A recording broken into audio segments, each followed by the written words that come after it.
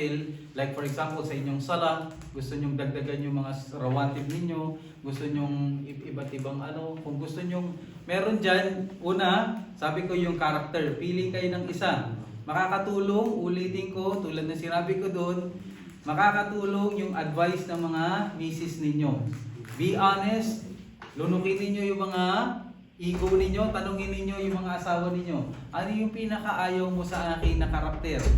Sisikapin ko sa Ramadan na ito, babaguhin ko. Maging honest kayo, or kung ayaw mo dun sa misis mo, mataas talaga yung ego mo, sa kapatid mo na lang, mga kapatid mo, mga honest sa'yo. Sabi niya, bro, ito hindi magandang ano, advice ko sa'yo, ito yung baguhin mo. Kung gusto mo multiple, walang problema. Pero yung required lang, isa lang. For this month of Ramadan. Okay? Number 2, yung pangalawa, sinabi natin, ano nakalagay dyan? Ano guys? Reading the Quran. Oh, merong gustong mag-memorize. Ito yung gusto kong ma-memorize sa buwan ng Ramadan, inshallah. Meron naman, mabasa ko lahat ng Quran. Depende po sa inyo, depende sa capacity ninyo. Doon sa guidelines, makikita nyo, merong weekly target tayo. Target mo kung paano mo siya ma-achieve. Ang third, ano yung third? Nakalagay dyan? Yes, magbasa tayo kahit maikli. Identify book na babasahin natin, na tatapusin natin. Okay? At ang pang-apat, yung pinaka-paborito ninyo lahat. Ano yan? Social media. Yes. I-read up natin yung usage ng social media. Bakit nakasama yan? Kasi isa sa mga challenges para maging focus tayo sa pag-aaral, focus tayo sa trabaho, focus tayo sa family, yung alin?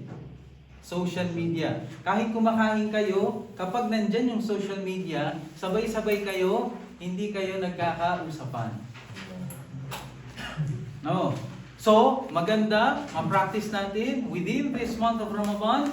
Sabihin mo, i-identify ko sa sarili ko na I will use the social media. Itong app lang yung gagamitin ko for certain period of time. Okay? Para malaman mo, ma-realize mo how strict sa discipline ka sa sarili mo. Kapag na-discover mo, wala ka palang discipline, kailangan mong baguhin yan. Okay? Or, meron ka talagang dishonesty sa sarili mo. Dito sa harap, okay ka talaga. Ustads, tama talaga yun, Ustads, sa'yo. Pero pag nandun ka na, mag-isa ka na, 2 hours, 3 hours, kabila naman. Ha?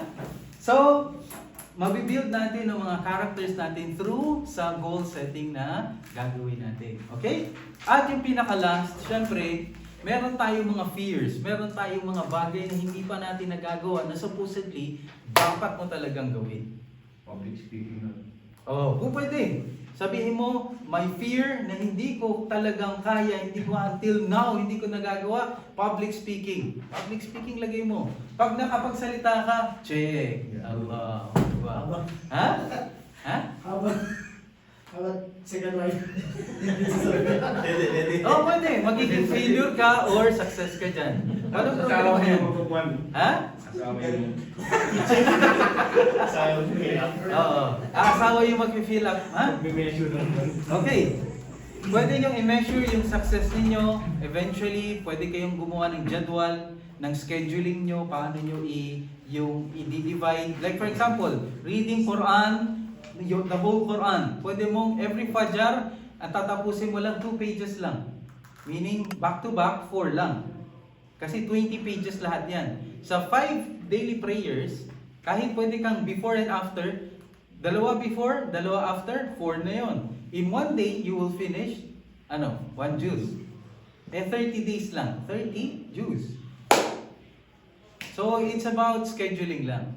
Tsaka discipline sa sarili. Ha? So, I hope makakatulong po sa atin yan. Yun po yung goal setting na gusto natin from the very start ma-achieve natin within this Ramadan. Okay? Pero huwag nyo ilimit yung sarili ninyo. Gamitin ninyo yung opportunity, may papel pa, yung blank na nasa likuran, pwede pa kayong magdagdag dyan. Ano pa yung nakikita nyo? Or pwede kayong humingi ng advice. Bro, ano pa yung nakikita mo kailangan kong i-adjust sa sarili ko? In terms of my worship, in terms of my relationship, in terms of my financial capabilities. Depende sa inyo. You can add anything that you want to develop in this sacred month of Ramadan. MashaAllah. Okay? Okay. So, another thing. Second thing, gusto kong i-remind sa inyo na yung Ramadan isang opportunity na makapag-invite tayo ng mga non-Muslims. So, do not hesitate to invite anyone kahit non-Muslim kasi baka sa pamamaraan ng pag-invite natin sa iftar, doon niya makikita yung daan na sa katotohanan. Okay? So, guys, huwag kayong maging maramot.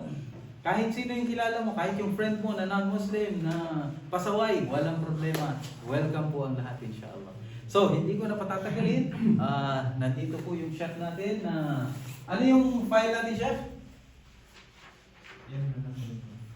Okay, hindi ko na patatagalin.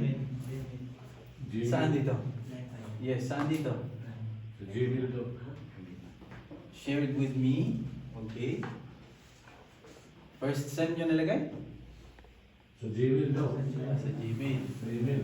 Dali natin ito para lumaki masyado. Paano ba tinatanggal to, sir? Meron niya eh. Parang Meron yun, sa view lang yun. Oh. Ewan ko kung kahit yung duling siguro makikita na. I-download para ano siya. No problem. Naka-download na po, sir. I-download mo yun. Okay. Naka-download na po yan. Ayan, no? Yan. Para po Galing, sir, oh. Oh, parehas pa rin, sir. Ito sa hindi ba 'to? Sa view.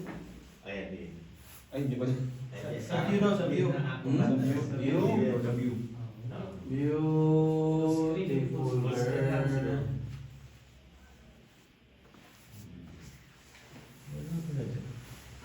Anyway, siguro nakikita.